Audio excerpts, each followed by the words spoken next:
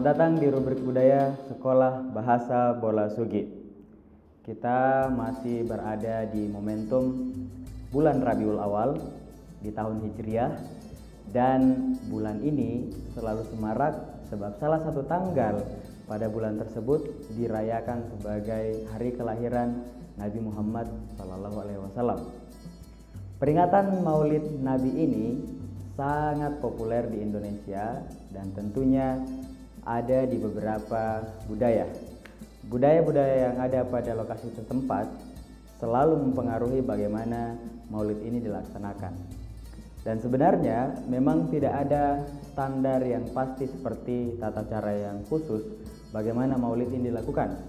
Karena sebenarnya secara praktik ini lebih kepada tradisi dan bukan sebuah peribadatan.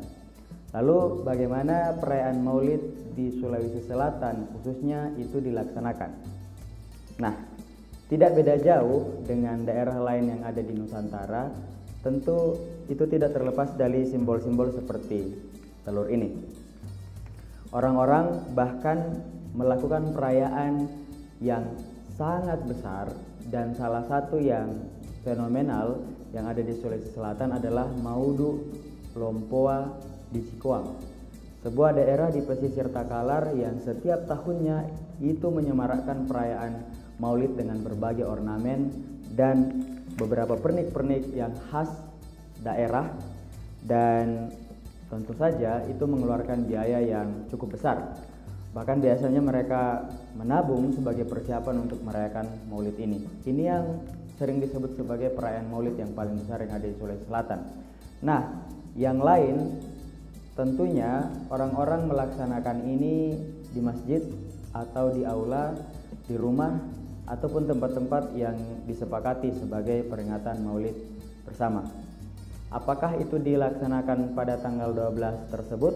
Biasanya ada yang melaksanakan pada tanggal tersebut, tetapi kebanyakan di hari yang lain sepanjang itu dalam bulan Rabiul Awal. Nah, tentu mungkin kita bertanya kenapa ada simbol-simbol telur kemudian ditancapkan pada sebuah bambu yang dibuat kecil seperti ini, seperti tongkat kecil, kemudian ditancapkan di pohon pisang. Terus kenapa ada makanan-makanan olahan dari beras ketan seperti songkolo, kadok minyak, dan lain-lain. Kembali lagi bahwa perayaan Maulid ini selalu bersesuaian dengan identitas lokal yang ada pada tempat tersebut. Jadi biasanya perayaan ini akan selalu erat dengan hal-hal apa yang identik pada tempat tersebut. Misalnya ketika Maulid dilaksanakan di Timur Tengah misalnya, di negara yang merayakannya, tentu simbol-simbol ini tidak kita temukan. Nah, ada beberapa simbol yang kita temukan sebenarnya, khususnya di Sulawesi Selatan. Kenapa telur? Ada beberapa versi yang menyebutkannya. Yang pertama, telur dianggap sebagai sesuatu yang menyimbolkan sesuatu yang tumbuh, sesuatu yang berproses, dan kemudian nantinya akan menjadi sesuatu. Itu penggambaran pribadi Nabi Muhammad SAW sebagai seseorang yang punya prinsip dan kemudian berkembang menjadi manusia yang seutuhnya. Kemudian telur yang sudah direbus itu biasanya ditancapkan memakai sebuah tongkat seperti tusuk seperti ini dari bambu. Bambu tidak lepas dari narasi kebudayaan yang ada di Nusantara. Terus dipakai bambu yang lurus menunjukkan sikap yang lurus sebagai manusia. Ditancapkan pada batang pisang. Batang pisang adalah simbol kesinambungan dan kebermanfaatan kepada sesama. Lalu beras ketan yang diolah menjadi songkolo, soko, atau kadok minyak itu menyimbolkan kesatuan dan keutuhan sebagai simbol ukhuwah Islamiyah. Dan semuanya sebenarnya itu berkaitan spiritnya dengan apa yang dibawakan oleh baginda Nabi SAW. Tetapi apakah itu adalah sesuatu yang memang diajarkan sedemikian rupa? Tentu saya rasa tidak.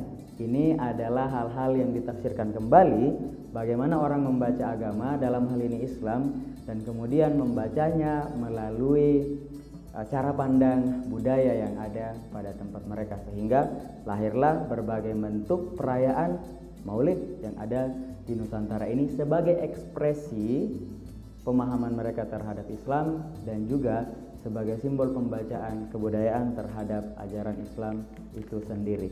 Nah, teman-teman, bagaimana perayaan Maulid di tempat kalian? Apakah ada yang sama atau ada cara lain yang dilakukan? Serta apa makna yang terkandung di balik? Sekali lagi, selamat merayakan Hari Maulid Nabi Muhammad SAW. Semoga keteladanan beliau selalu menjadi acuan dalam kita bertindak. Sampai jumpa di rubrik budaya selanjutnya.